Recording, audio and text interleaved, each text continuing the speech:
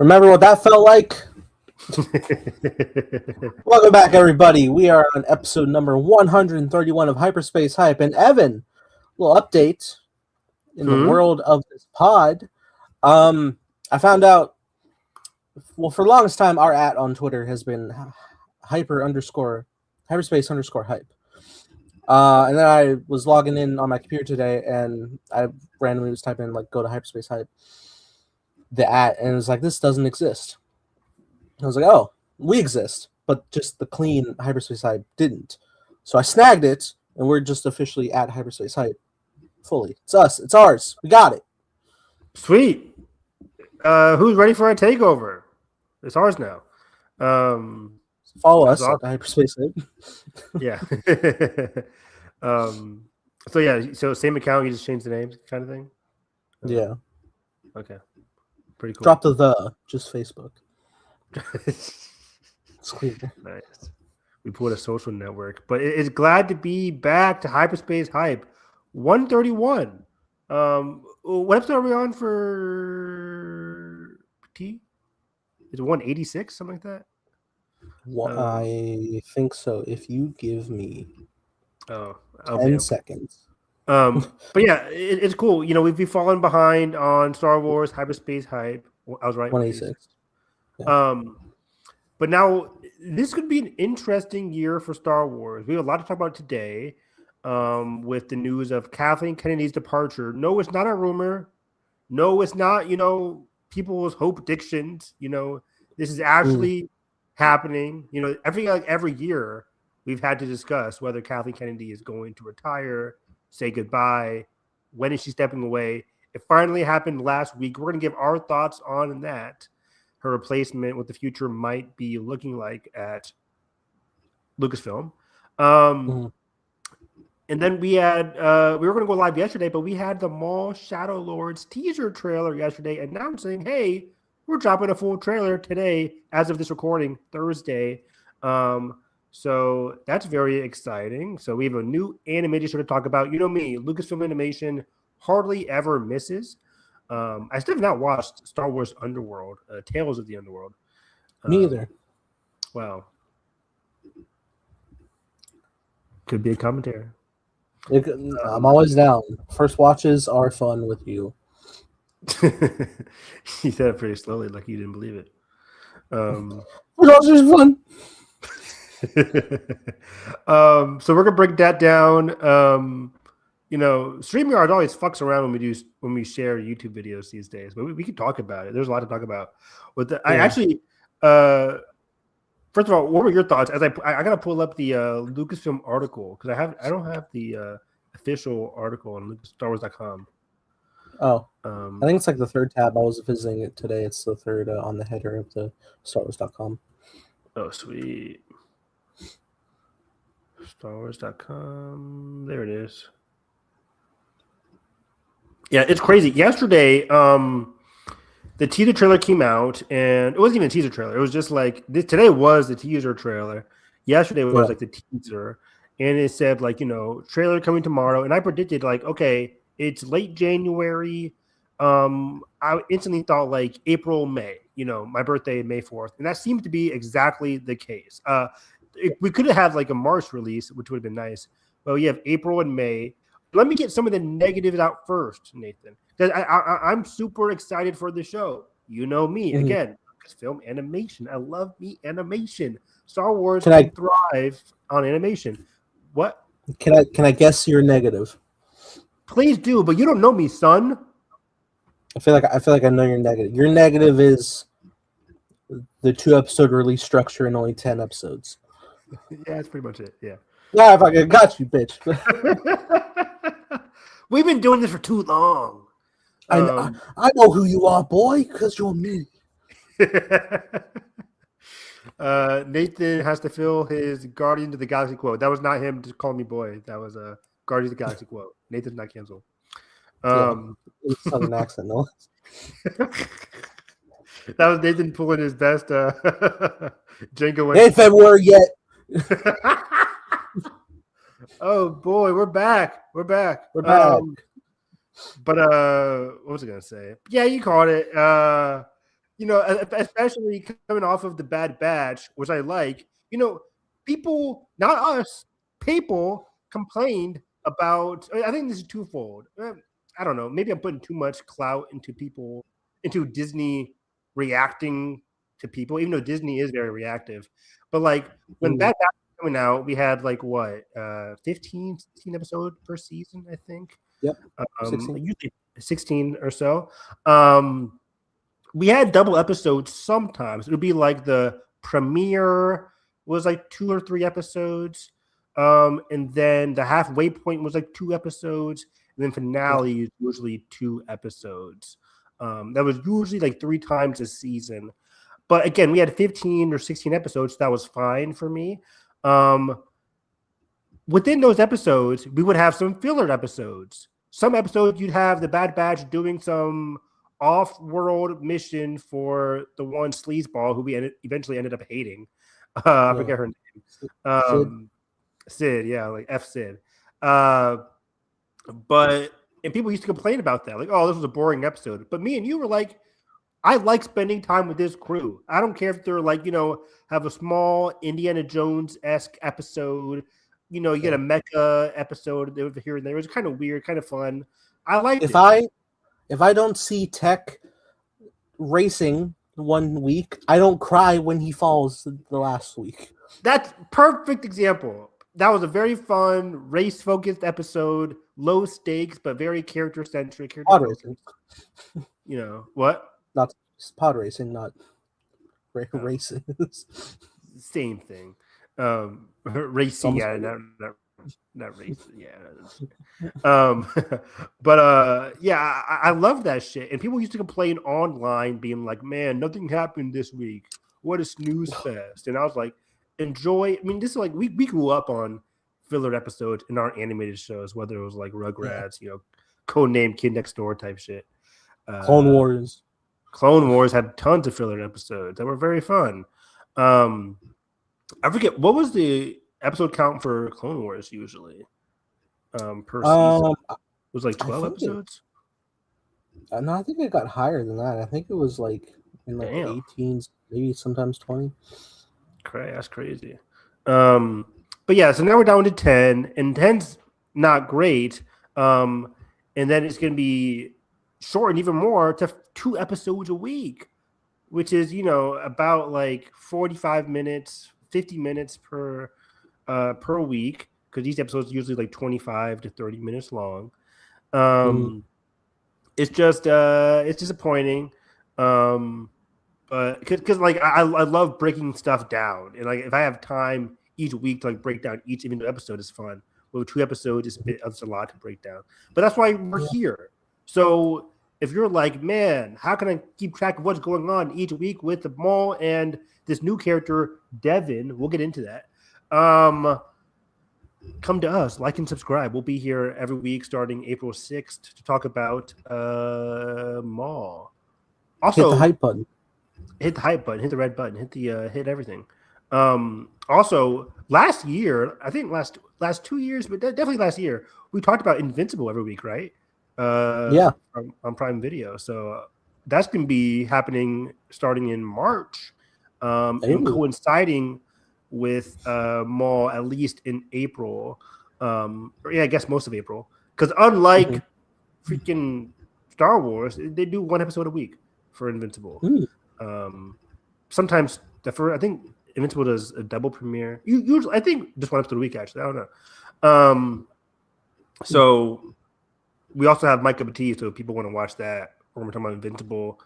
And don't forget, Daredevil Born Again Season 2 trailer is very, very, very, very imminent. Because I think that's getting a March release as well. So I wouldn't be surprised if next week we get a Daredevil or Spider-Man trailers. One of those 2 coming soon. We're about to. This isn't weekly, but all Wonder Man's dropping, so we'll be talking that next week. We're talking about Wonder Man next week. Yeah, I'm watching it Tuesday, but it's 8 episodes, so we'll talk about it the following week. Because it's going to take me a while to get through that. But what was I going to say? But yeah, it's very exciting. But yeah, what are your thoughts on the double premiere and the 10 episodes? Uh, well, I mean, I guess like a positive that it reaches out to 5 weeks as opposed to the four we've been getting. It's better than the only 2 weeks that Ironheart got. But is that the best we can compare to? Can we not just have the weekly Star Wars discussion go for a long time? I was watching Star Wars Explained talk about the trailer, and he was expressing his he was upset about the release as well because like we were talking about Bad Batch, you had like 14 something weeks, like 3 months of like weekly Star Wars talk about this ongoing narrative. Really nice to do. And this is going to be over in just over a month's time, and that's a bummer. Like I think the longevity helps your series in its discussion. Not everything needs to coincide with May 4th. Granted, hey, that's my birthday. Like and subscribe. It's my birthday. You know, I love having something to do on May 4th besides eating out with my fam. Star Wars is always there for my birthday. I love that. But I understand that they want to like avoid the release date of Mando and Grogu, give it a buffer space. But if we're going off of what one of our friends in chat was going from talking to a creative on the show at Celebration, they had said that they were shocked that they didn't publicly release this teaser from Celebration for the show because it was essentially done nearly by that point. So I imagine you could probably have this. I'm sure it's still like tweaking small things, but like probably could have like slated for release to do like a weekly thing for 10 weeks, even to finish at May 4th. Yeah, that'd have been even better. I would have liked that. But yeah, I forgot. Yeah, this came out in Celebration. Celebration just last May, right? Or April? Was April or May last year? April. April. That's crazy. It's been that long already. But yeah, with it being 10 episodes, was Bad Batch a yearly release? I think Bad Batch was like a year. It was a year, and then it was like the end of the next year. Like it wasn't. It was a little over a year for Bad Batch, I think. I think because we saw like the season 2 trailer in 2022. Did it come out the same year? I'm pretty sure, like in the fall, and then 2023. So right. Season 1 was May through August 2021. Season 2 was January 2023.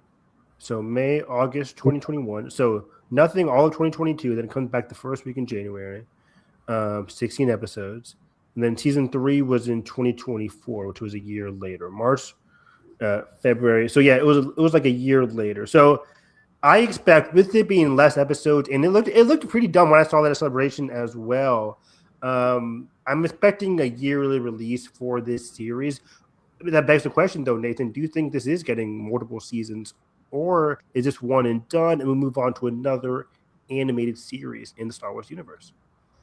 I think my brain inherently registered the idea of this as a one season thing just because I know Maul's going to lose it all by the time of Rebels. Granted, that's like 15-year gap, right? We're still in the early years of the Empire's formation, but so there's plenty of time for Maul to do like a full like rise and fall of power. I just wonder, like, what is the longevity of telling the tale of Maul at this point in time before he loses everything? And we've constantly share our thoughts whenever we're watching a prequel of anything. It's like it doesn't matter how we know it's going to end; it's the journey that the effect on the character. And I'm sure this is going to be really intriguing stuff in the crime syndicates. Filming the gaps of like the stuff that we were teased from Crimson Dawn and Solo, right? So certainly intrigued by that. I mean, from what I could tell they might surprise us. But if they wanted to save it for another season, I think if you wanted to get Kira involved, that would be really cool for this series. That's what I'm thinking. I think this has longevity because, as you mentioned, like 15 years between him here and then where he comes into Malachor. I think it's Malachor with Ezra, all that kind of stuff. Yeah, Malachor at the end of season 2, right? Pretty sure, yeah. But yeah, so there's a couple of things that are exciting me for the future of this series. Season 1, we'll get into what season 1 could be about. I think it's going to be low scale, taking place on this planet his introduction to meeting Devin, this new Padawan, Jedi on the run dynamic. We'll get into that. But as the series goes on, I think if this gets at least 3 seasons, Bad Batch style, we can do the growth of.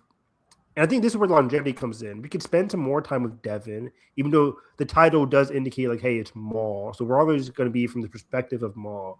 But like Maul and Devin's relationship can grow as each season progresses. And through that, I think we're going to meet characters like Kira. That can be very exciting. The growth of Maul's like syndicate, Crimson Dawn, right? Yeah, so Maul creates Crimson Dawn. So that alone can be very exciting. I think at this point, Kira is still on the one planet, Han Solo, Corellia. She's definitely still younger by this point. I forget how long. I forget what years. I think the opening of Solo is 3 years before the events in the movie, and then that's 10 years before New Hope. Oh wow. Okay. But either way, I think he's going to come into contact with Kira. What else? We already see Inquisitors. The growth of the crime stuff can happen.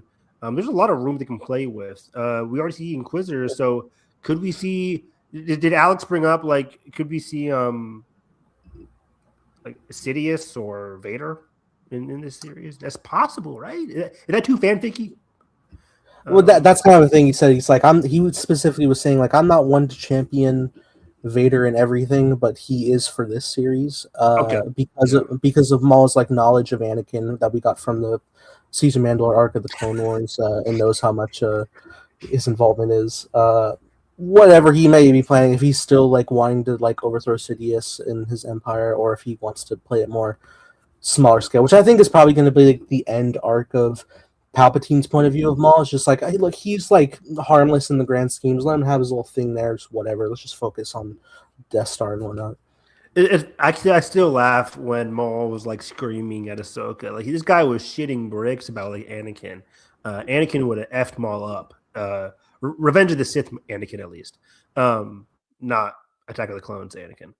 But yeah. Oh, for sure. But it is interesting. It was interesting to have the overall bait and switch plan that you think like Maul's trying to lure in Obi-Wan to get revenge again, but no, he wants to get Anakin to undermine Palpatine. Yeah, exactly. So that can be very exciting. There's no way he runs into Ahsoka again, right? During this time. No. I don't know if you wanted to pull a Obi-Wan and Vader did meet before New Hope situation again. Do you feel like Maul and Ahsoka don't see each other until Twilight of the Apprentice since Clone Wars? I can't tell, but yeah, that works for me. Like, yeah, I think I'm at the point where like Ahsoka's at the same level as Vader, where I'm like, I don't need to see Ahsoka in everything animated. It's just doing a bit too much.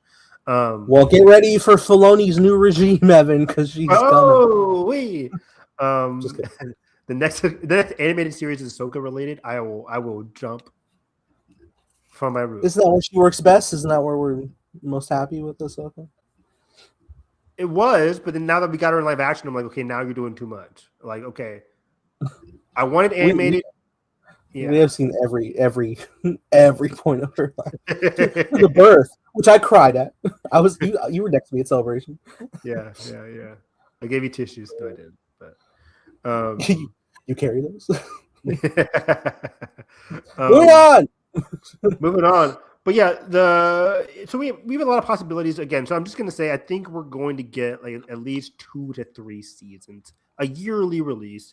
If I had to guess, I think it'll be a very successful show to garner that as well, because I think Maul is obviously such a fan favorite, and also Sam Witwer is eternally committed to playing him. Yeah, they won't get a lot of backlash for this kind of show, which is unfortunate. They're playing it safe with the Maul show, safe-ish with the Maul show. If this was from the perspective of like Devin, there'll be riots on the streets. but it's not. It's from the perspective of Maul. But yeah, the log line here is it picks up after the events of Star Wars: The Clone Wars. You can tell via the animation. For a pulpy adventure that finds Maul plotting to rebuild his criminal syndicate on a planet untouched by the Empire. We know that planet now to be called Janix, Janix.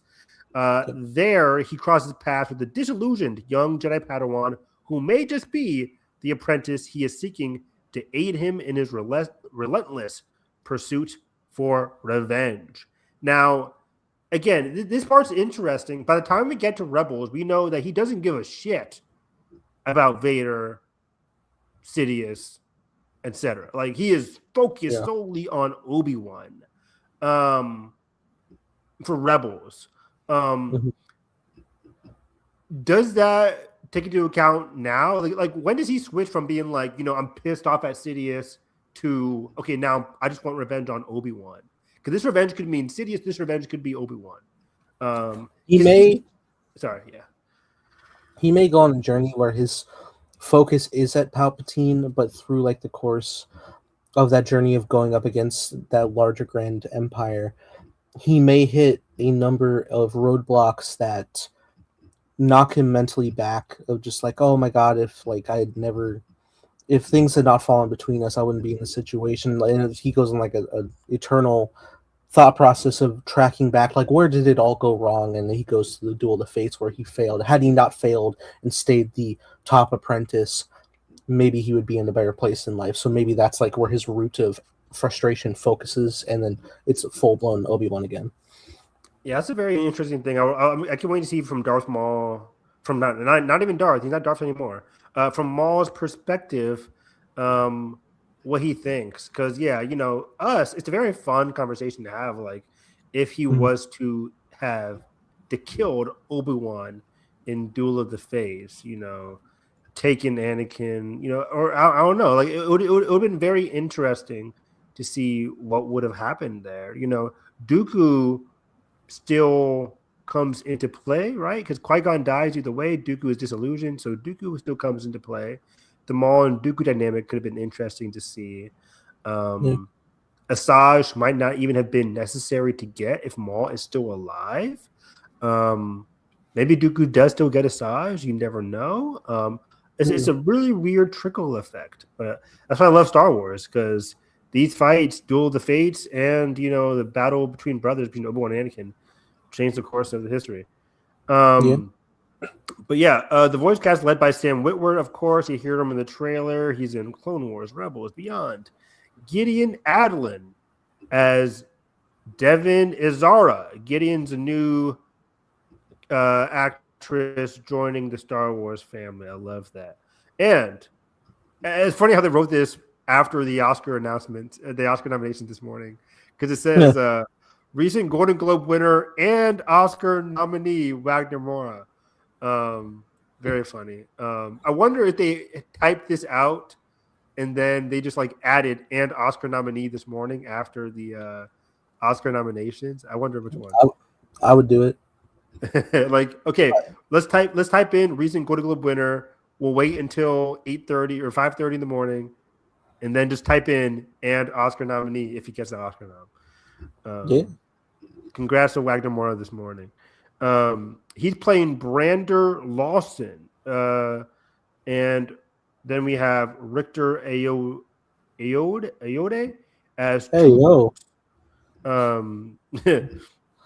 the latter duo will also feature in a Marvel comic prequel series set on Janix beginning this March. I'll be reading those comics now. I can bring some insight into that, because that's a very exciting comic. So I don't know. So Brander Lawson and Richard. So Brander Lawson and Two Boots are the two characters. Do you know who they'll be playing? No. Okay. Interesting. I see them in the trailer. In the trailer, they're like looking at images of Maul. So that they could be trying to help out Devin, the Jedi on the run, or they could be. I wonder if they have character descriptions here. Maybe there is. Let me speed through this real quick.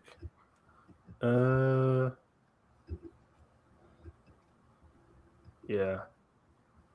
I'll keep going. But I think they're playing like cops or something. Right. That's what it seems like. But yeah, the series features stylized animation emblematic of the gritty new cityscape locale of Janix, combined with old school filmmaking methods to capture the painterly brushstrokes on glass and other physical elements. Yeah, the cinematography in the show is really, really cool. The animation, the art direction, the cinematography, it looks very, very, very good. I always say this, but Lucasfilm Animation just continues to impress me. I remember seeing the first trailer for Clone Wars Season 7. We were blown away. And then we get the Bad Batch, and we were blown away. And every season of the Bad Batch got even better looking. Season 3 was like godly good. It's so this show. It's so funny when you look at like Season 1 Clone Wars and how like simply constructed the shots are. And then now I'm seeing this trailer and like they're obscuring Maul's face while he's pouring tea as you're slowly panning in. I'm like, Jesus Christ. It's sick. All right. It's sick. So yeah, the cinematography, lighting director Joel Aaron really took it up a notch, going back to practical ways of capturing brushstrokes by painting them on glass, shooting them strategically. It's like painting on a canvas. It's really, really special stuff here. I recommend people to go read the StarWars.com article all about Maul Shadow Lord here. They also said they wanted the animation and body mechanics and the facial stuff to be more fluid from our previous work. So yeah, it's a big upgrade for the performances of their main characters. So very exciting stuff there. But yeah, as we mentioned, it is going to be 10 episodes, all killer, no filler. Depends on, for better or for worse. But the director here says, executive producer Brad Rao, who worked on Bad Batch, good old Brad. The show is highly serialized, very connected all the way through. And so that's exciting to a degree. Again, depends on who you ask. So yeah, I think I expect, and there are some good serialized shows out there. I prefer when it comes to Lucasfilm Animation to have some filler in there, especially in this underbelly kind of world. Where's my The Fly episode? Yeah, the Fly episode with Maul. Like, come on, give me that. Where he's just having like a single vision of Obi-Wan. Like that would be sick. Like directed by Ryan Johnson. Yes, please. Yeah, I just remember there's a lot of comments from Kathy on the whole news this week. Yeah, we'll get to that soon as well. Yeah, because I think I have both Kathy articles. The one just talking about her, the future of the franchise, and then her deadline article where she answered questions. But yeah, again, Brad said, not Brad. This is a different executive producer, Matt Michnovitz. Says it's a super fast-paced series. We wanted to create an action-packed thrill ride, the rush of a roller coaster. A lot of homages to classic serials of the day, which gave George Lucas inspiration for Star Wars, of course.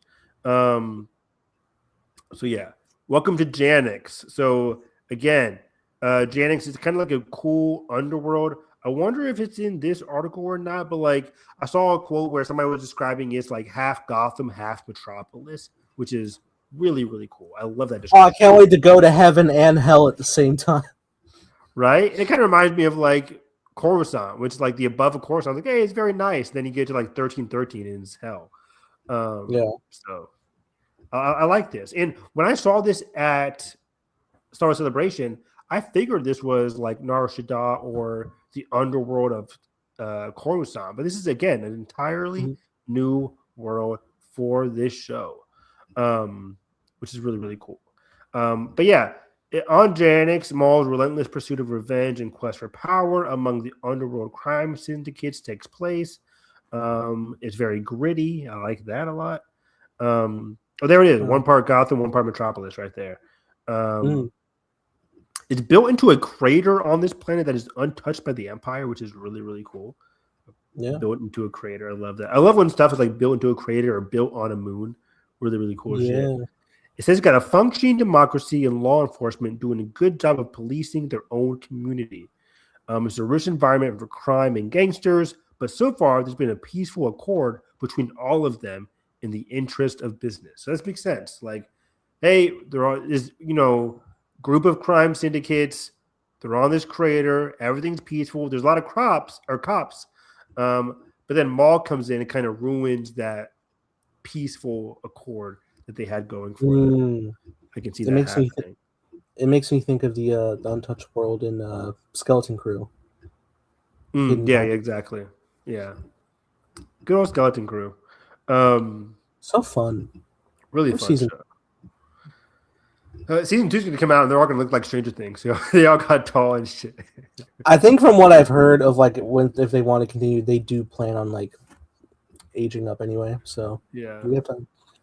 What's going to happen with Star Wars live action outside of Ahsoka? The world may never know. The Filoni movie will tell all. I think we need to see it. I think we need to see Ahsoka season 2 to know like where we're going. Is that this year? Yeah. Wild. I really don't want Ahsoka season 3. Well, that's a different discussion. All Rebel season 6, 5. If he goes back to animation with a Rebel sequel, that'd be sick. I would watch. Please, more Lucasfilm animation stuff. Or yeah, like also for like a little like 3-arc Tales of the Rebellion, and that's that. I don't want Tales more. I don't want any more Tales. But yeah, the Tales are always hit and miss. But anyways, you see, they go into it more here. The series will incorporate the burgeoning empire in the period a few short years after Order 66. So yeah, I think this is again around the same time as the Bad Batch, I could assume. We see appearances by Marok, who first appeared in Ahsoka season 1. He did die in Ahsoka season 1, but remember he had like that green gas or whatever. Goo. I don't know. The ectoplasm from Ghostbusters. Green goo is cooler. Yeah. No, he was like a green gas. People theorize maybe he was resurrected by the Night Sisters. So yeah, Merrick, that was something Alex brought up too. Is like maybe we'll actually see his real death in this one. We don't know. That's very likely. I would bet money on it. And we know the first Inquisitor also will die at the hands of Ahsoka in Tales. Okay, yeah. Are they both in this series? Both first, yeah? Yeah. Okay. Wow, that's crazy. Because we know Maul ain't losing to a lot of people, so let's go. The Empire is consolidating the galaxy from the core worlds out, and the Inquisitorius is stronger than ever. Cap. The Inquisitors suck. There's been like one cool Inquisitor. That's from Jedi Fallen Order. Love her. Love Trilla. People love the Inquisitor from the Star Wars book that came out called The Red Blade. I have not read it yet. It's sitting on my shelf. What's another cool Inquisitor? The Grand Inquisitor is pretty cool. I like him. The one with the wide brim hat. One that Han from Fast and Furious played. Sun King. That was not good. Not a good character. Seventh Cool Sister. design. I like her. She's pretty cool. Oh yeah, she was in Tales, right? For a second with Barris. Sure. I don't know. I think Barris saved her. But yeah, they're hunting Jedi and other Force users, doing all kinds of nasty work. The galaxy at large is sort of dealing with the slow rise of the Empire, and different groups have different understandings of what the Empire is.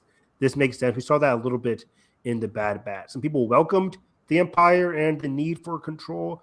Other people, of course, were like, don't tread on me. So we'll see where people lie in the criminal syndicate side of the world. Maybe the Empire is better than the Republic for them. You never know. There are secret mercenaries that show up out of the darkness, as well. So okay, let's see here. Sam Witwer, good thoughts on Sam Witwer. He's a fun collaborator. He keeps Maul authentic for the team. Very cool. Yeah. Will we see Dryden Voss? Dragon Boss is definitely possible. You going back to your They made the character animation. model in Clone Wars. Yeah, the character model's still there. Which I said the same thing about Krennic, and then he got a spotlight in the Bad Batch season 2 finale. Yeah, that's cool. You're right. Sam Now is. okay. He says we're all excited to see the new facets of Maul in this show, which is really cool. We've seen a lot of Maul, but I'm always eager to see what more they can mine from him in this particular time. Again, like we were talking about earlier, it's when does his prerogative change? What are his thoughts as a recently exiled Sith? Outside of after he tries to rise up in Clone Wars, he gets his ass kicked, and then we hardly see him again. He scampers away. We saw him again in season 7, and then he scampers away. And so now, what is he trying to do? What is his mindset like in this time? This is the interesting thing of the timeline of watching. We really like ping pong back and forth of where Maul is, because as time is going, it's he's here. He got captured by Sidious, and then we don't have a final season. And now he's in Rebels, and he seems to just be out on his own, lost it all. And then Solo comes out, and he's like, "Oh, he has power? What?" You're like, okay, cool. Yeah. So just being in between, I always think back to when we were at the Clone Wars season 7 panel, and Sam was there back in Chicago, 2019, and how he described Maul's journey often as that Greek myth where you're pushing the boulder up the hill, it always falls down. Sisyphus, yeah. And then I always assume this era will be our true spotlight of what if Maul breaks that mold and he actually has success for a bit, and he actually builds up and it sustains. That's a good point. Yeah, we see a lot of his downward trajectory in Rebels, but now it's okay, he could gain some traction here, but Maul's a flawed character. He's going to make a lot of mistakes in this period as well. So there is a moment in the animation where Maul is conducting a tea ceremony with Devin. We see this in the trailer. And you can see the nuances of Maul's performance that Stan Witwer learned while he attended an actual tea ceremony in Japan. That's pretty cool. They mocap him to pour that? Yeah, I know, right? This mocap Sam pouring tea. You could do it. Strong.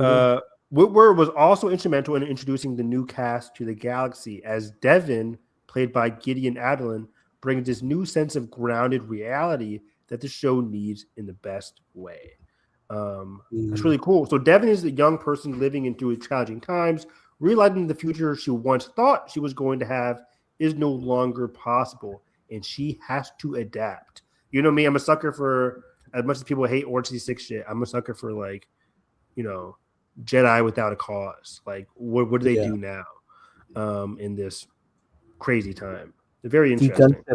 The gunship shot in the trailer really gave me Jedi Fallen Order vibes. Exactly, yeah. And I love Fallen Order. I love Jedi Survivor. She's conflicted between right and wrong. There's a level of innocence there. When you see her in the booth with Sam, it's like you're seeing Maul and Devin interacting together. He's teaching her things alongside Matt and Brad. Oh, this is just the actress.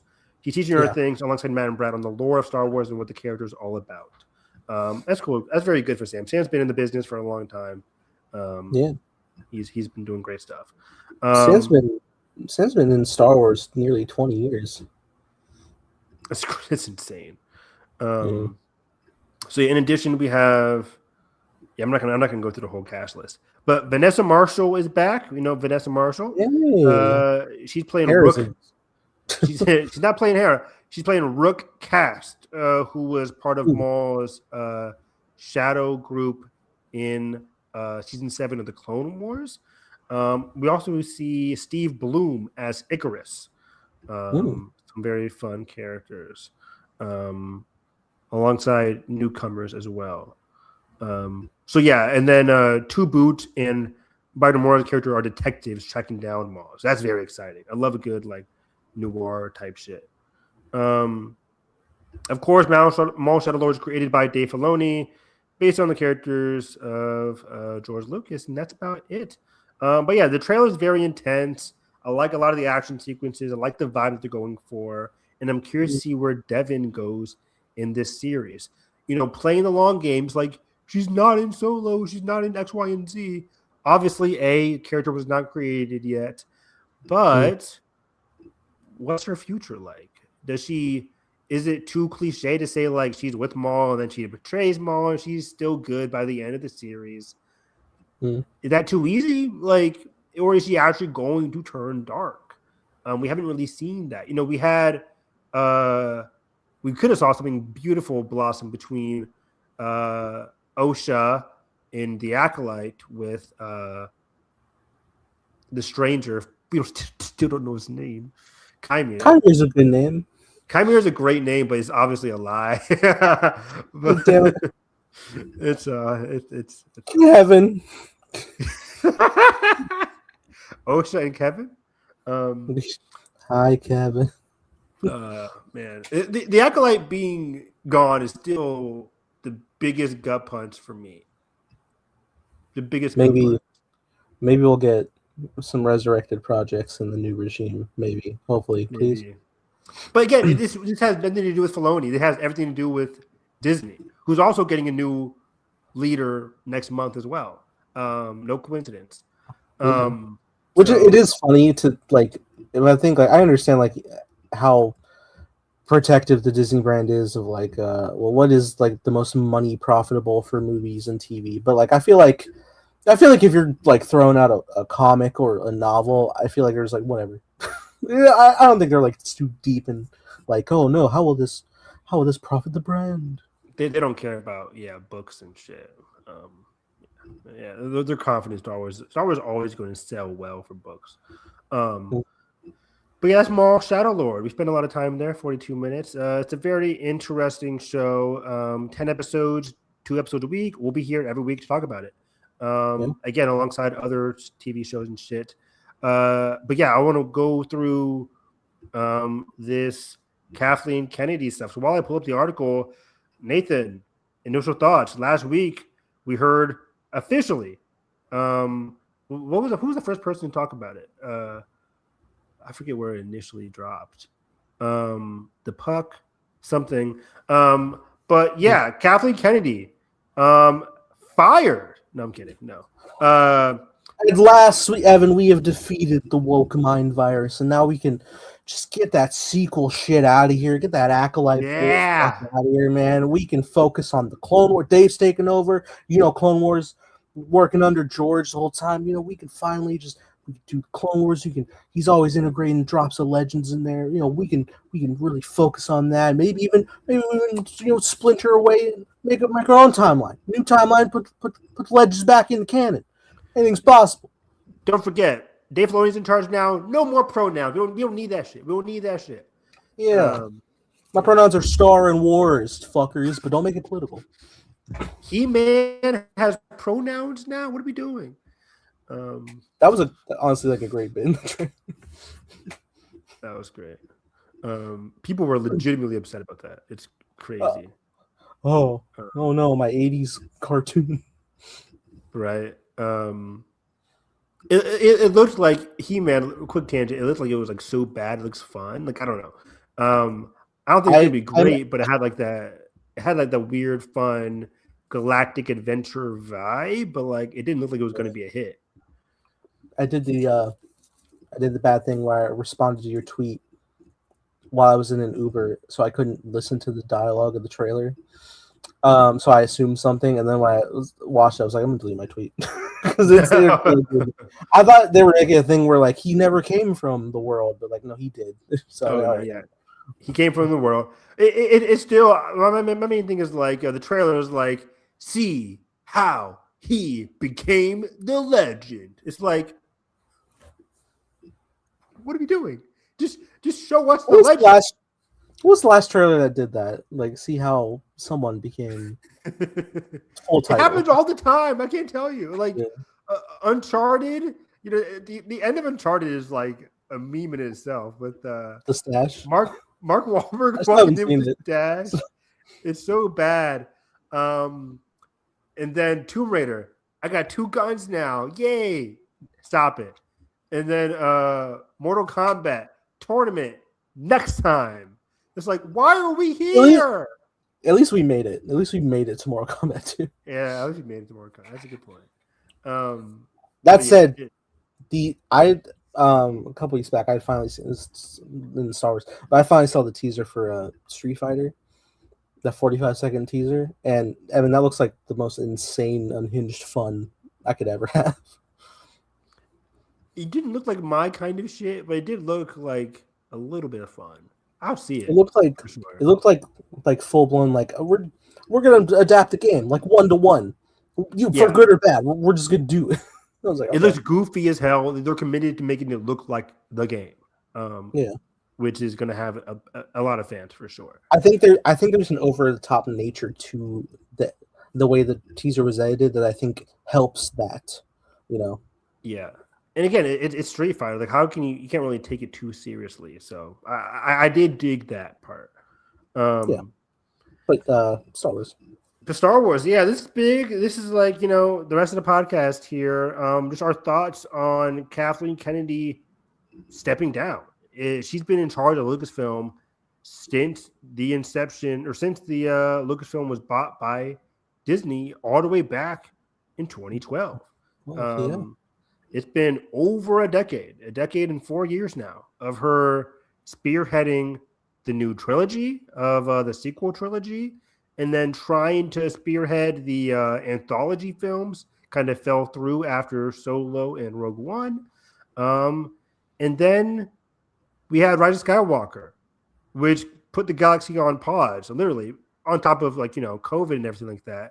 But even then, as movies went on pause, that's when Kathleen Kennedy took over the streaming of it all. Mandalorian, huge success. Andor, huge success. But then, there were some missteps there with Boba Fett, Obi-Wan, a couple of things there. It's always been it's been a very interesting leadership. Not perfect at all, but I think most of this normal level-headed people realize a lot of the stuff people deem as like mistakes, the famous like endless list of canceled projects, were shit that wasn't really announced. But the things that were announced, like the famous Disney D23 presentation or the Disney Plus presentation of like, hey, we're doing all this stuff, the shareholder stuff, that was obviously again prepped by Disney. Even Marvel had a lot of shit that they had to run back and cancel because that was just for shareholders. And then, of course, the major thing that was on Kathleen Kennedy's legacy was stopping productions midway through. Solo got changed completely, firing Lord and Miller, bringing in Ron Howard, firing not Chris Terrio, the guy who did originally, who's doing Rise of Skywalker. What's his name? Colin Trevorrow. Right. So they fired Colin Trevorrow, brought on, tried to get Rian Johnson. Then they brought on J.J. Abrams. A lot of stuff going on there. Last Jedi was really the only like seamless, fluid production, and that created the most divisive movie of the 2010s, basically. It still trips me up every time I watch. I think it was Director and the Jedi, and then they're like, "All right, yeah, we're gonna craft this Yoda puppet," and the subtitle says 2014. I'm like, Jesus. Yeah, Ryan's working on that for a minute. So but I think for the most part, I was very pleased with Kathleen Kennedy's reign. I think Disney Star Wars up until now has been dominated by her, obviously, and I've been pleased for the most part. And a lot of the stuff that I've not been happy with has been mostly on Disney's side. Recently, The Acolyte, which is a devastating loss. And I don't really blame Kathleen Kennedy for that. All signs point to that being a Disney higher up decision based on cost, viewership, and controversy. And then, of course, what was I going to say? I forget what I was going to say. But yeah, the Acolyte stuff was pretty disappointing. And they have been very reactive here and there. You know, they Mm-hmm. had Dan and Dave from Game of Thrones, and then that fell through. But a lot of these things I think ended up being for the better for the most part, outside of a few things. So it hasn't been great. Star Wars isn't in a great spot right now. But again, how much is that at the hands of Kathleen Kennedy? How much is the hands of Disney? That partnership is more strenuous than people might think. Yeah. So yeah, what are your thoughts on her reign? Rain. Well, I've always been a fan of Kathleen Kennedy. She got so many classic, beloved films made. My favorite film of all time, E.T., wouldn't have been happened without her as producer. Um, so she always has that big thanks in my heart. But also, yeah, so many times you'll run into these people who are like, "Oh, Disney doesn't make anything good in Star Wars. Said Rogue One and Andor are good," and it's like, yeah, well, Kathleen did that too. Like she did all these things. All the things you do like was her. Things you didn't like, yeah, sure, her, but like the things you like too wouldn't have gotten made without her. And she had faith in like every production. I think that like was moved forward with under her leadership. So I think you can't ever say that she doesn't care about the creative process. Like she's not just some like business person who's like, oh, how does this make us money? I mean, I know that's part of that, but like I know Yeah, she genuinely cares about the craft and the story and the artist vision for sure. It's just like when you're playing with the higher ups of Disney themselves, it's like, yeah, it's like I'm sure it's the same way over at Marvel. Like Kevin's not like greenlighting every Marvel thing ever. If he was, I'm sure he would have had the X-Men like way sooner or some shit, like the most obscure, random like things like Nova or whatever. But like you got to go through Big Bob and get it all done. So I really do think she's been able to do her best. Truly, I'm sure not everything's been perfect. We'll never fully know how it all works behind the scenes until like 30 years on in somebody's publication book or something. But as is, I am happy with what we got. Again, big fan of the sequels and the whole era, and that being the biggest launch back into Star Wars. And even though we have our missteps with Episode 9, there's still a lot of things in there that we do like. With like the Reylo side of things and whatnot. Even if they're not fully realized yet, but without her, wouldn't have got there. And I think like her comments on specific things like scripts that are turned in that we're going to talk about, and also points of view that Ryan had with everything, I think just shows like, yeah, man, she's fully aware of like how she's perceived online by the loud minority, and she handles it with such grace. I think that's awesome. exactly. And yeah, it's been a lot of back and forth. And I think one of the fun things that I like about Kathleen Kennedy is that whenever you get a creative talk about Kathleen Kennedy, you'd realize how much free reign she gave her people, which again, for better or for worse, because then she ended up being like, okay, this isn't the project I thought it was going to be. Like she gave a lot of free reign to Lord and Miller. It turns out their free reign didn't end up being what she wanted it to be. Sure. And then we had like for Andor for Tony Gilroy. Tony Gilroy didn't want to do Andor. He was trepidatious. Who was the person that like really convinced him like, hey, you could really have a good voice in Star Wars? Kathleen Kennedy. She really went to bat for Tony Gilroy and really, urged him to like put his voice into Star Wars, and that's how we get Andor. She wasn't a kind of like producer, again, she isn't like Kevin Feige, where Kevin Feige had a lot of this like creative background kind of control there, but she wasn't one to be like, hey, I want a story set right between here and there, and I want blank to do it. Like she wasn't picking an era, she wasn't picking a character and saying blank should do this for the most part. I'm sure that happened a little bit here and there, but like as we see with like Sean Levy, they're like, okay, boom, what do you want to do? Filoni, what do you want to do? Ryan Johnson, what do you want to do? Like the world is your oyster. Like when Ryan Johnson's project was coming around, before that was like silently canceled, even though it's still not like officially canceled. Back burner. simmering for ever. Yeah, like whenever they talk about it, they're like, well, Ryan's busy with the Knives Out excuse has been going on for like 3 movies deep now. It's hilarious. For as many more as he makes, as long as we can make that claim. Right. It's like we would love to have him come back. It's just he's busy with Knives Out 4, 5, and 6 now. Yeah. But yeah, like with Ryan Trilogy, it was like, hey, carte blanche. What do you want to do? You can go anywhere, which was so exciting. And even Dan and Dave, I think they were like, hey, Dan and Dave, what do you want to do? And they were like, we want to do the origin shit. And then same thing for like James Mangold, even though the project is on the back burner, we'll talk about that. It's like, it's like they give free reign for their creatives. The more risk averse people is Disney. Bob Iger and Alan Horn are the more risk averse people, I think, in my opinion. Yeah. I think it's also important to like remember in the like that shareholder moment, right, where we announced like all these things are coming. We're getting a droid show, right, and Rogue Squadron and all that. Like just announcing. I think they ended up announcing like 8 to 10 Lucasfilm things, and about like maybe a third made it through to a half. That really came down to Bob Chapek at the time, just wanting like the most content for Disney Plus and whatnot. That's for shareholders. That was the whole point of it. And she's like, "What do you got? I don't care if it's written on a napkin. Announce it. Make a logo. Mock it up. Put it on there."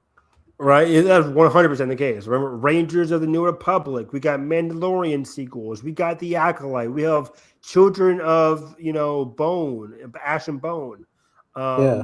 Indiana Jones movie coming out. It's like they had all this shit planned, and some of it happened, some of it didn't happen. Lando, right? Yeah, Lando still isn't a thing. I don't think Lando is ever going to be a thing. So yeah, it's very interesting, but. I think to sum it all up, I think me and you both are like, it hasn't been great. Sure. But I enjoyed a vast majority of things. And a lot of the things, again, that I haven't been happy with recently, I can easily peg at Disney rather than strictly her. Because again, there's a lot of nuance going around. The first thing that comes to mind is like Acolyte. Even with Rise of Skywalker, she was confident in that movie, but Rise of Skywalker, you could argue could have been better if given more time, but we all know what happened in 2019. Bobby Iger was like, this needs to come out in 2019. I need it to come out. I'm not delaying this shit. Kennedy wanted to delay it. That's on paper, but Bob Iger was like, December 2019, it's enough time. That's why, everything happened the way it happened. But, the story would have been still the story, but, that's what happens. And then Disney makes $5 billion releases that year. Right. Yeah. So, and that's good on paper, right? Like, hey, 2019 was good for us. Take us home, Christmas. Let's go. But the people taking over for Star Wars for the future, Dave Filoni, as has been highly rumored, highly predicted. I know, right? Shocked. Which is funny. I hear that and I'm like, my brain's like, yeah, that makes sense. That makes sense. And then the other part of me is like, but what would surprise me? like who else could we get to surprise me? I always thought like Dave Filoni and Carrie Beck, but I think Carrie Beck has taken a little backseat at Lucasfilm recently. Sure. I have no ill will toward Dave, but I feel like as we've gone more post Rebels with Dave, I have been like, okay, this is what he wants to do, and I'm like, okay, I miss the magic of the animation, such, because he really wanted to. Dave Filoni. I think it's like a thing where like he was like brought on through Clone Wars with George, and like he's working the animation. Obviously, he perfected that craft, but I think like personally, he wanted to get to live action. Like all the power to him, but like. Do the animation again still, please. It's interesting, right? The perception of Dave Filoni has been very interesting. And just speaking for myself, Sure. I was a huge fan of him in the Clone Wars, of course. I became more knowing about him throughout Rebels. That's why I was like, okay, this Dave Filoni guy, I get it now. Even though he was all over Clone Wars. When I was watching Clone Wars in 2008, I was like 12 years old. So I wasn't really keeping track with who was writing, directing, and producing it besides Lucas. Avatar before that. And yeah, Avatar before that. But like, I was more so became more of a big fan of him through Rebels. And it's on record. I love Rebels way more than Clone Wars, and that's why I really got to love Dave Filoni there. But then you're right. Like the more he went into the directing and the live action, I understood his passion there, but I haven't loved his like decision making with the live action stuff. I think Ahsoka is very much one of the weakest outings for Dave Filoni, and that's all his baby. I think with Ahsoka, for me, it's just like I think this would be working if all the vast elements he's playing with were already within the realm of live action, but it's all coming off of mostly like Rebel stuff and Clone Wars. Like whether it's the Night Sisters or Thrawn or this greater the father, son, and daughter of the Force and the Mortis things and. Continuing storylines, right? With not just Ahsoka. I mean, you could jump in with Ahsoka at a later time, right? But then when I'm like following up Sabine, looking for Ezra, which is all like, I have to text my dad the fill in the gaps info of 4 seasons of an animated show to tell you who this is. That's where like the stumble I feel. Yeah, it wasn't a very welcoming show, but even outside of that, like it wasn't a welcoming show.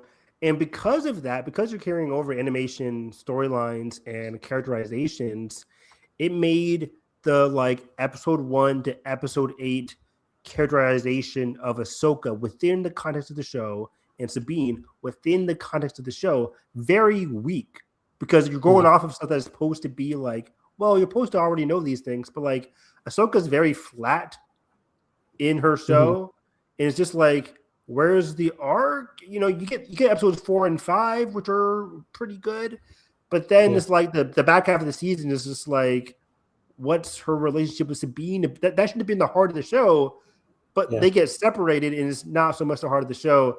And then the finale, like they have like one conversation, and then it's just zombies and shit. So it's just like it was a very messy characterization. The writing was just so weak, and especially for the villains, like they had so much aura, so much potential, and then they also fall flat in the back half of the season. So it's just it does eternally bum me out that they choose to have Rosario play Ahsoka so stoically, like almost like monk-ish. Because I know Rosario is a great actress, and I love her in so many things. And I know she can pull like great range, but like to just keep her at like enlightenment, I guess, it's just like I need more. I need more to chew on, more to like have greater personality, and like maybe she'll make like an offhand like small soft joke here and there during like a cockpit scene or whatnot, but like everything is just like the slow movement, like the stare, the fighting, and then just feeling the Force, and that's kind of all you get. But you're looking at Ahsoka realized on screen. Isn't that enough? It's not. It's not enough. But I did say, as much as I ran about how bad the Ahsoka finale was, it did ring to me watching it that Dave Filoni is way more excited for Ahsoka season 2 than he ever was for Ahsoka season 1. I think season 2 we can actually get weird Filoni again. And having watched that weird sizzle from Celebration that would never be released. I might have that still on file somewhere. That was a fun one. That was the Empire Strike Back teaser style. Exactly.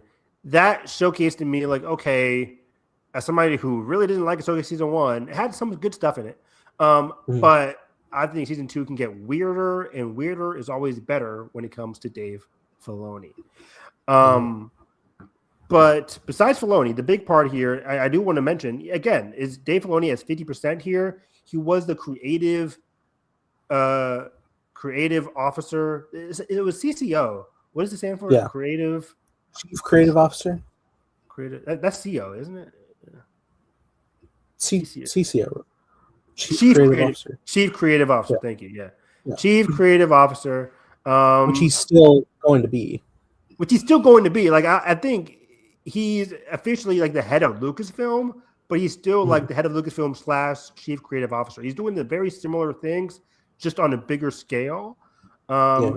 In the business side of things, it's going to be handled by Lin-Wen Brennan. Hmm. And I haven't heard that much about Brennan. I'm more so familiar with what Carrie Beck has been doing. But Brennan has Hmm. been alongside Kathleen Kennedy for a very long time, according to Kathy, in terms of like producing the movies, TV shows. And that's her job. She's gonna handle the business day by day stuff. You know, if people Yeah. want a comparison, again, this DC stuff, James Gunn is like Dave Filoni and Saffron. what's his name? Peter Safran, thank you. Is going to be the Lin-Wen Brennan, the unsung hero here, because handling all the important business stuff, the money of it all is by Lin-Wen. But they're going to have equal partnership as the new heirs to the empire. But yeah, so this is very interesting. They're now in charge going into the next phase of Lucasfilm. Now, I want to jump to Kathleen Kennedy's exit interview Sure. before we move on. But yeah, it's very interesting because I think we'll touch on some of Kennedy's comments here. Then we can just end on like what this Brennan Filoni merger, what would that bring heading into 2027 and beyond? Yeah.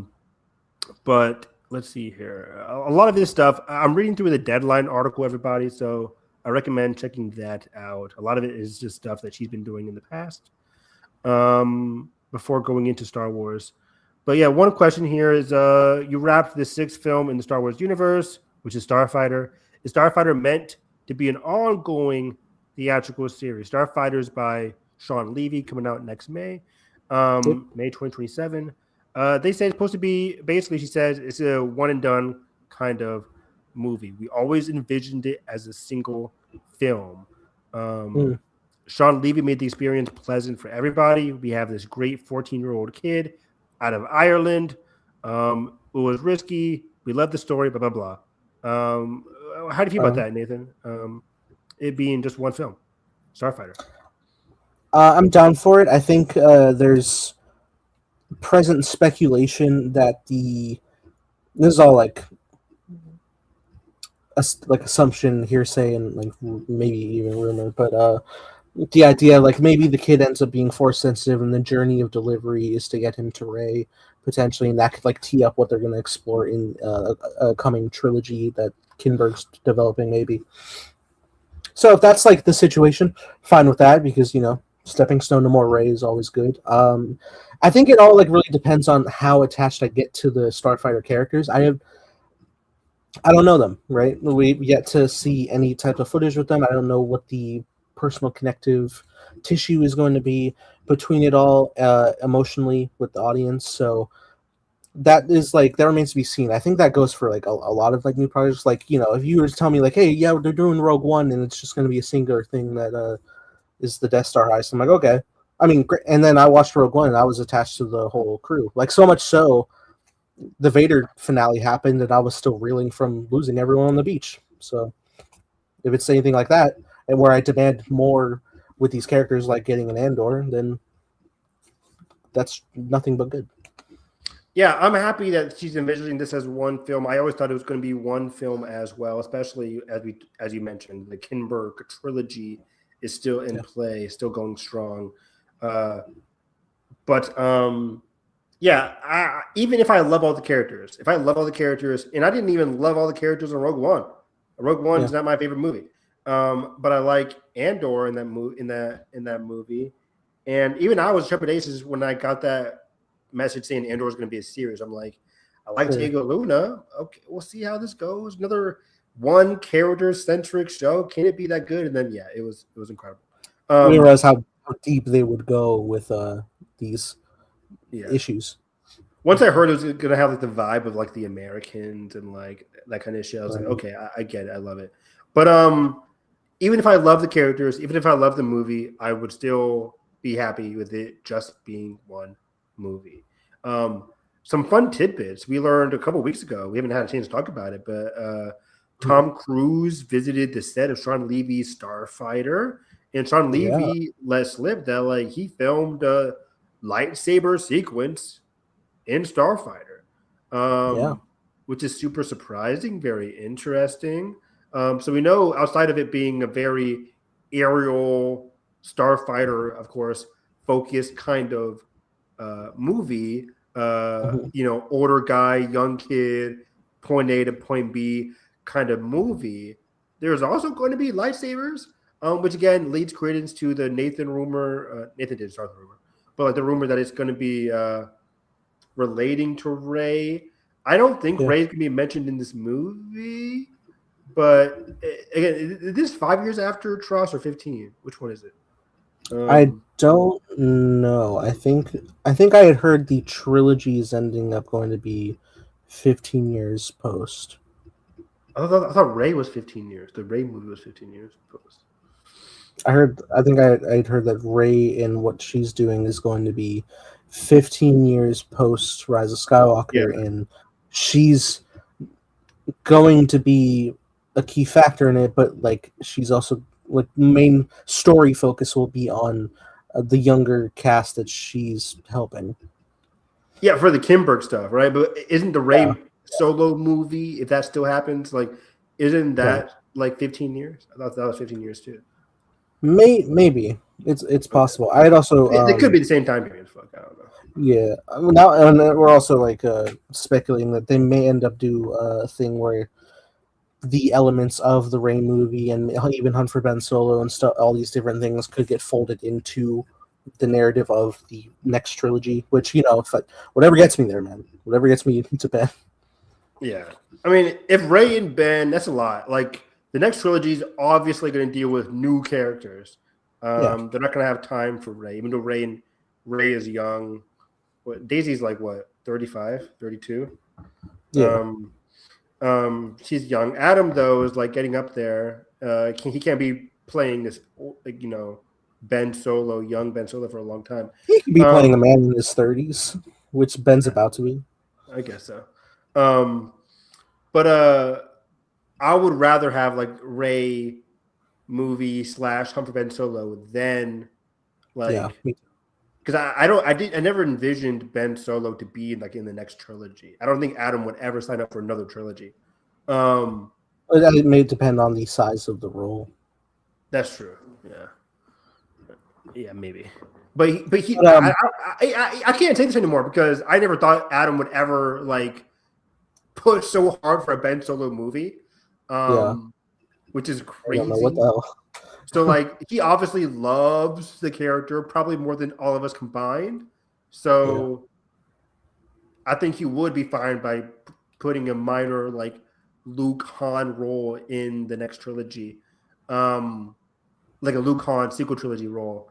We should have known this when he willingly played the undercover boss Star Killer thing twice. Twice, exactly, right? So that's just crazy. And the rumors are that the Rey movie is still happening. That was like the recent rumor from, believe it or not, Jeff Snyder was reporting that. I think Daniel RPK also alluded to that as well. Like the Rey movie is still happening for now. The reason that it's like kind of weird is that the Kathleen Kennedy Deadline interview that I'm reading from, Kathy talked about future projects, didn't mention the Rey movie, but it's January, and just 2 weeks ago, Daisy has been going from interview to interview promoting We Bury the Dead, her zombie movie, which is okay. I like it. But every interview she mentions that like, hey, I'm happy with the script. I am coming back. That's all I can say. I hear it's going to be great. I haven't seen the new script yet. So like it's still in the very early stages. I always envisioned that movie to be like a 2028 release now. So I think she's gonna be fine. Cause I don't think it comes out next year. Not with Secret Wars coming out in December. Well, now with Starfighter coming out. Starfighter's in May, and then I always thought it like Star Wars had that May 2027 and December 2027 release. Yeah. It Or had again, teased, the A New Hope 50th original yeah, cut. that too. So yeah. Sorry. But so yeah. So that's my excitement. I still, again, to summarize, I think the Rey movie is still happening. We hope the Hunt for Ben Solo is going to be incorporated in there, or maybe the new head of Disney, whoever it is, maybe they bring it back too. Because people would think like Dave Filoni can bring it back, but Dave Filoni and Brennan, I think they both supported the Hunt for Ben Solo, and look what happened. It didn't go anywhere, even under Kathy. So I Yeah. don't think it's going to get a second wind just because Dave Filoni's in charge now. Yeah. But again, hopefully they incorporate Ben Solo somewhere in the future. Totally. Skimming through some other stuff. Kathy talks about AI, blah blah. Her producer career, Raiders of the Lost Ark. Are we gonna watch the young kid from Starfighter? Is he gonna grow up in future movies? And then that's a stupid question. Yeah, I hate these deadline interviews, like some stupid ass questions.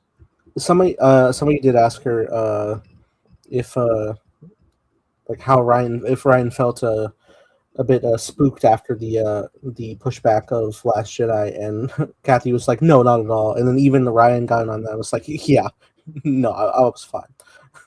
No, Kathy was the one who said that Ryan was spooked. Oh, okay. Let me see where yeah, right here. What about Ryan Johnson returning after episode 8? Movie grossed 1.3 billion. We expected him to return. Deadline. That's called bait. That's being assholes. They talk about Knives Out. They talk about whatever. But then she says, what's it? I think I do believe he got spooked by the online negativity. I think Ryan made one of the best Star Wars movies. He's a brilliant filmmaker, and he got spooked. This is the rough part. When people come into this space, I have every filmmaker and actor say to me, what's going to happen? They're a little scared. And this is two things. Like, right? Like, Ryan can say, like, I was not spooked. And I believe Ryan. Mm-hmm. But I also believe, like, you know, it's hard because I don't think Kathleen Kennedy meant any ill will by saying Ryan was spooked. But as a producer, I can get where she's coming from. Like, hey, imagine I'm Kathleen Kennedy, and I'm like, hey, Ryan, really want you to do Tross, you know, for us. And he says no. Her opinion is that, like, hey, outside of him having the Knives Out movies, maybe he got spooked. That's gonna be her opinion. Obviously, Ryan, from all the words that we've known from him, didn't get spooked. He would gladly do another one. It's just business-wise, scheduling-wise, he has the Knives Out movies. Those take up a lot of his time. And even she realizes that too. But I think she also knows that The Last Jedi got the most hate any movie has had, like in the 2010s, easily. And I think that's her idea that, hey, Ryan got spooked. I don't think she meant any ill will. I don't think her and Ryan have any beef with each other. Like, oh, like some people think like she meant like, hey, this little bitch got spooked. Like, like no, she's not saying it in a derogatory way. She's like, hey, I think he got spooked. There's a lot of negativity in this space, which makes it hard as a producer to get talent to come to Star Wars because everybody in Hollywood knows if you come to Star Wars, the Star Wars fandom, even though the minority, and she mentioned that, like, it's a vocal minority, but it is the toughest part about being in this universe, especially if you're a person of color, you know. And I mean, especially know that like the higher ups are aware. Even McGregor taking on social media himself to be pushing back against bigoted people against Moses Ingram at the time. Like it's very clear that like they know and they don't stand for it. Yeah. She also mentioned how long does it take to usually create a Star Wars movie? She says 3 to 5 years from concept work and creation. We still got time for Hunt for Ben Solo. Right. Let's see here. But yeah, she talks about like the trickiest thing to say into a filmmaker is like, hey, there's a lot of online negativity, but we always want you to come into this space and still be you. This is where she mentions Tony Gilroy saying like, I knew him from the Bourne Identity movies. He didn't really see himself in the Star Wars universe. I said, okay, let's just talk this through. And then he came in with Rogue One, and then he slowly started to get hooked, and then he started talking about Andor, and he found a way to put his own voice into Star Wars. And this is where she mentioned, like, I've had conversations with David Fincher, Vince Gilligan for TV. I sat down with Alex Garland and others if they may be interested in Star Wars. But it is a long commitment. They're really complicated. They're difficult movies. And she gets why people have trepidation because, it's a very long commitment. Just Nathan mentioned with Ryan Johnson. He was working on it for 2014 and it didn't come out until 2017. And it's a long and that's a long commitment. That's fast. That's like, and that 2014 timestamp is also like their pre-production stuff, right? Because episode 7's not even out yet, and you got to like pen a script that you're, I assume, working on in tandem of the editing process of episode 7 that's not even done yet because we're working on a finite release schedule for a trilogy. So yeah, you imagine that it goes even longer. Yeah. But yeah, then last I just want to talk about here this upcoming stuff where what are all the projects at right now as she's leaving Star Wars? I just added as she's leaving part. But she mentions I gotta tread a bit carefully here, but she mentions Jim Mangold, that's James Mangold, and Bo Willimon wrote an incredible script. This is the Dawn of the Jedi script. But it is definitely breaking the mold. And it's on hold. I don't like that. But on hold, it can still happen. This leads me to believe that Mangold is going to focus after he has like this upcoming movie with like, I think Chalamet, but he has like some kind of thriller or something working on. Then he has, and he also, last I heard, he's doing Swamp Thing with DC. Yeah, that's what I'm going to go with. Yeah, like I think he has his own like individual movie. Then I think he's going to do Swamp Thing.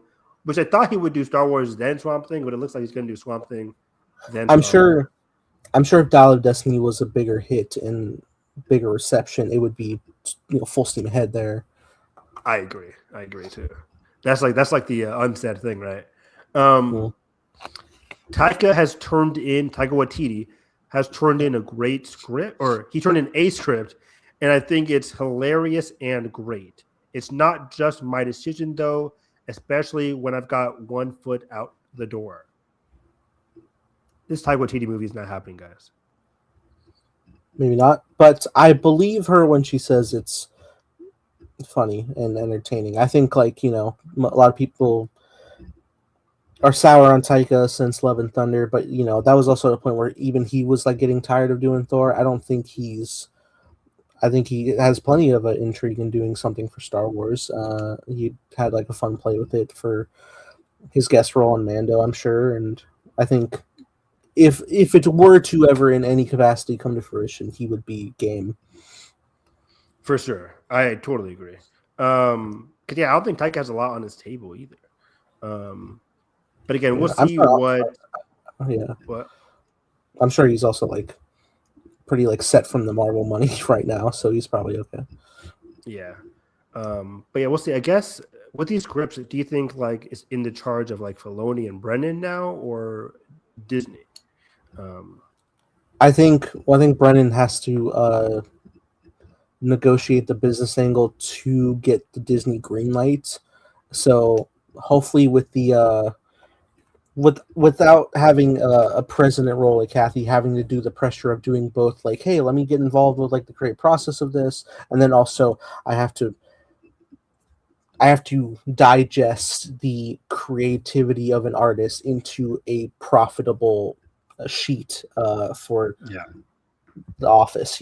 Now Brennan can focus on that, Dave can focus on the creativity. They communicate, of course, but Dave would be hey, we're wanting to do these, and Brennan's okay, let me crunch this, present how this can be profitable for the company, and hopefully that will open the door to more creativity green lights from Disney without the potential burnout of trying to juggle both.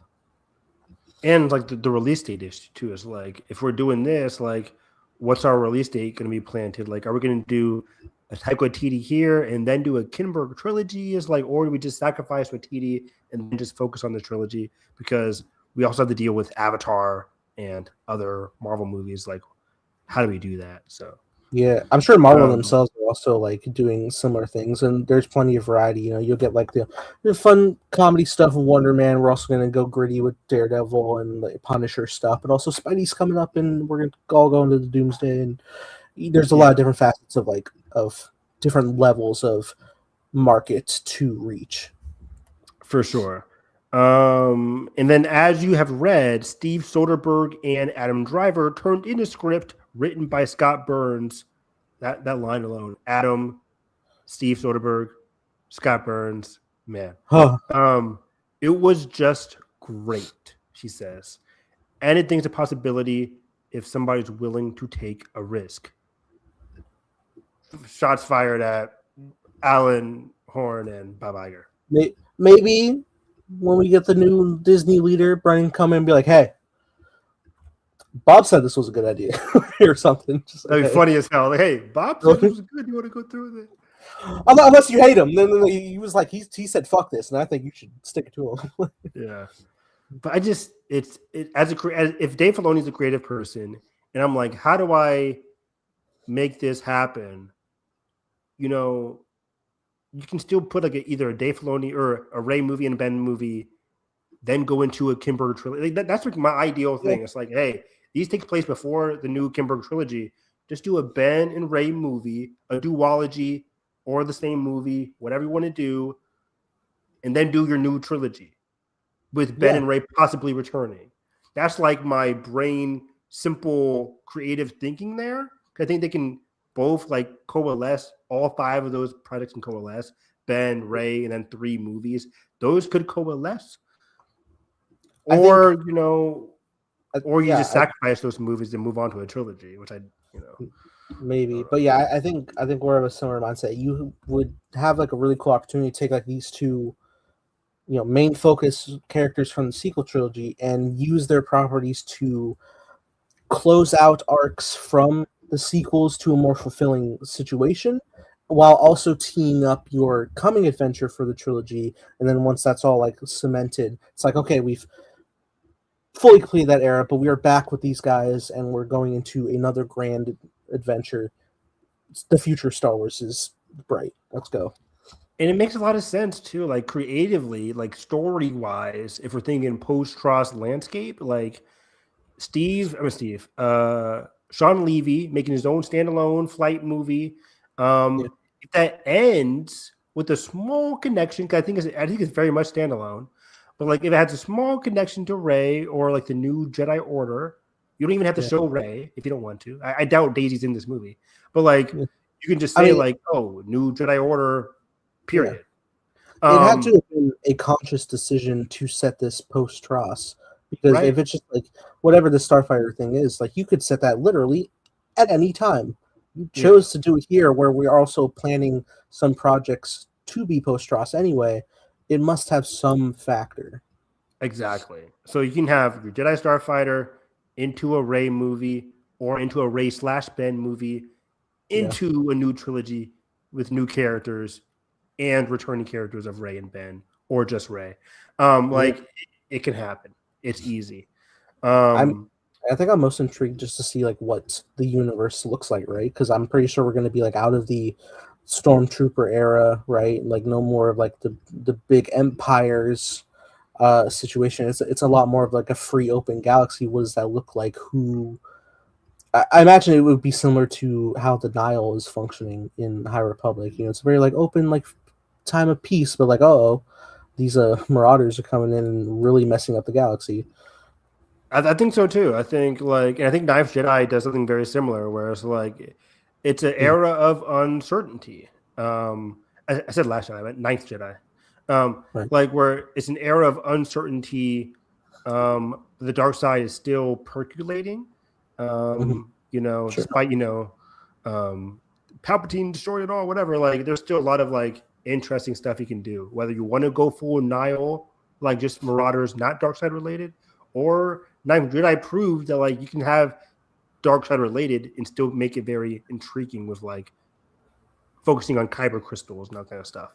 There's a lot of interesting routes you can go, but Star Wars Visions in general just showcases like how much freedom you can have in a post-TROS or any era. But yeah, I gotta head out soon. But I want to talk about like I just think no. I just think that this new era, I think Jeff Snyder, some other people have mentioned, like, whether you wouldn't believe these people, they're always hit and miss. But I tend to agree that with Kennedy stepping down, and not only because Kennedy's stepping down, but just because that, like, you have new leadership and we're finally getting a new movie. I think this is going to happen regardless of Kennedy stepping down or not. But I think we are in a place where we're going to start getting more Star Wars movies, period, at a faster rate at least. That's the big difference, at a faster rate. I think Mando and Grogu, 2026, 2027, Starfighter. I think we're getting something in 2028, whether it's going to be the Rey movie, Rey/Ben movie. I think something's happening in 2028 because there is no Avatar movie then. That's a perfect time to put in a December Star Wars movie. 2029, there is Avatar 4 coming out tentatively. And if there is an Avatar movie, that's when Star Wars can come back out in May. Granted, 2029 could also have a Marvel movie in May, but I still think those two things can coexist.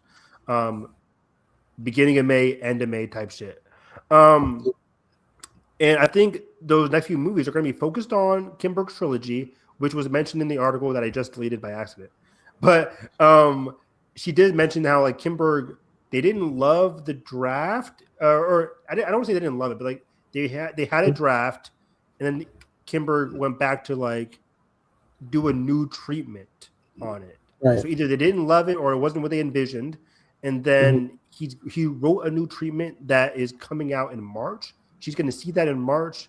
It is what it is. And then it's going to be off on Filoni and Brennan's hands, how they want to proceed with that trilogy.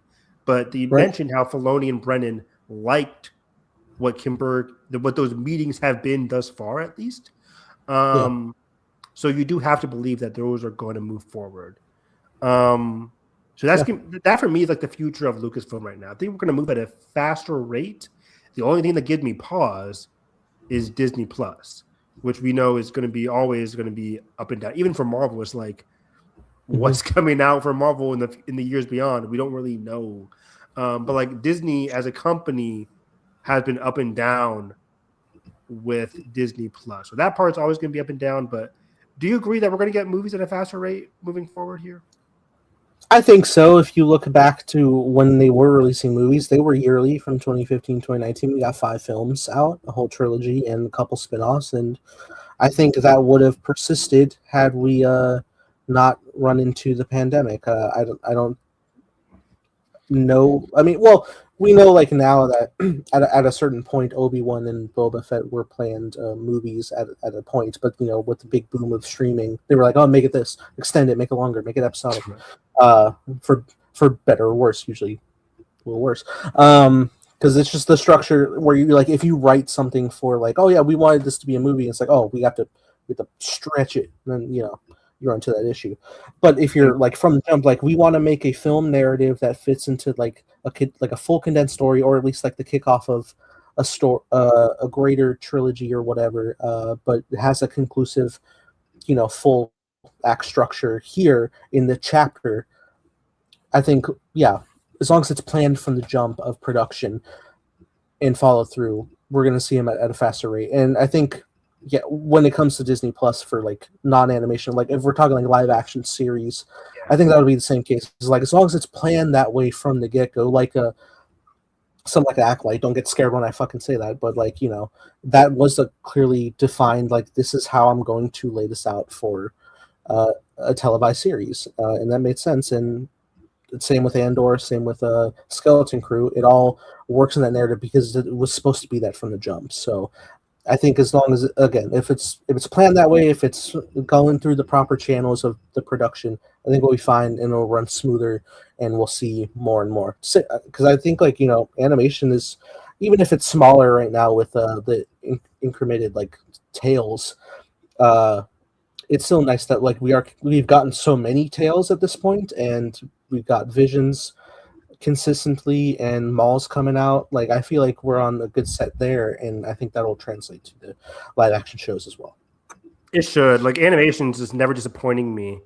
The Taylor series has been like middling, but like I don't mind it too much because those are like 6 episodes, and like so it's like it's do feel like I do feel like when it comes to Tales, even if it's like a character you're like, I don't know if I would have gone with that.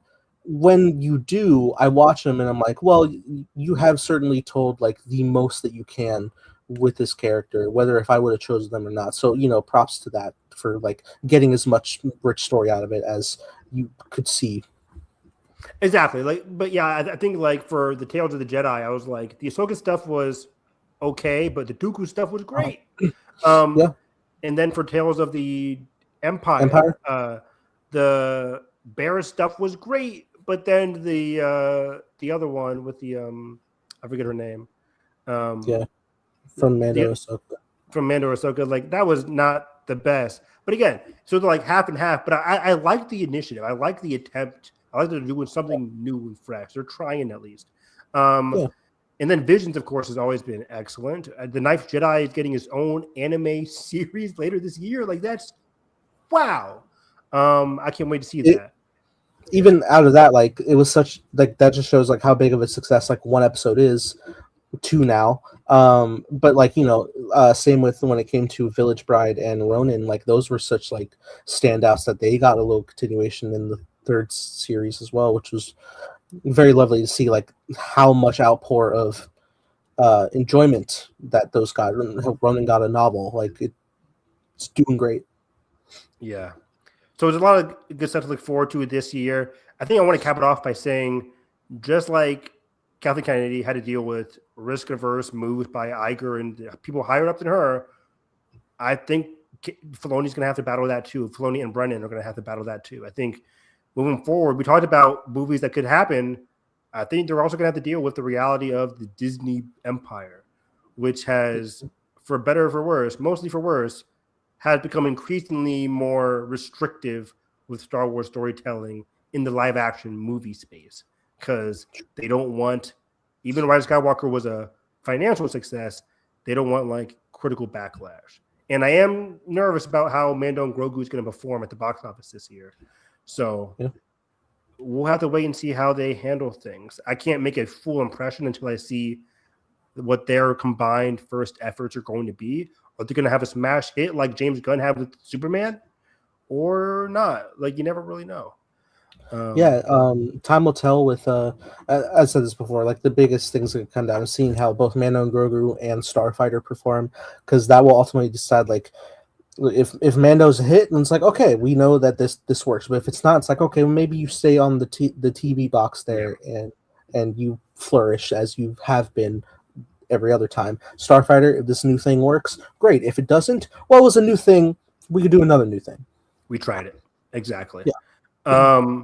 So, okay, you guys can find me on Twitter, Harris EV9. Also, there's a lot of interesting Star Wars books coming out this year. Star Wars' first, like, officially titled romance novel is coming out this year. The sequel to, I haven't read this one yet. It's on my Audible, but the, like, those political-based trilogy of books, the second one is coming out this year. Then there's some interesting comics and stuff coming out. We mentioned the Maul, Shadow Lord. There's always some good Star Wars stuff coming out in terms of the novels. But yeah, follow me on Twitter, Harris EV9. I did an Oscar reactions this morning, which was very fun. Go check that out as well. Right on. You follow me at _TimeBlazer, making a show called Time Blazer with co-star and critic Sultan Evan Harris. Playing Ben. And we're creatively, I'm like the Dave Filoni and Nathan's like the Brennan over here. I'm the full creative over here. I decide the story. Right, Nathan? Let's get back to bed, Grandpa. Wow. It's not my bedtime, but okay. Look, if you want to be a producer and like go door to door on emails and be like, hey, you want to fucking take a shot on giving money to this, by all means. But yeah, that being said, also follow us at Hyperspace Hype. It's cleaner on the Twitter space. That being said, hope you have a great day. May the force be with you always.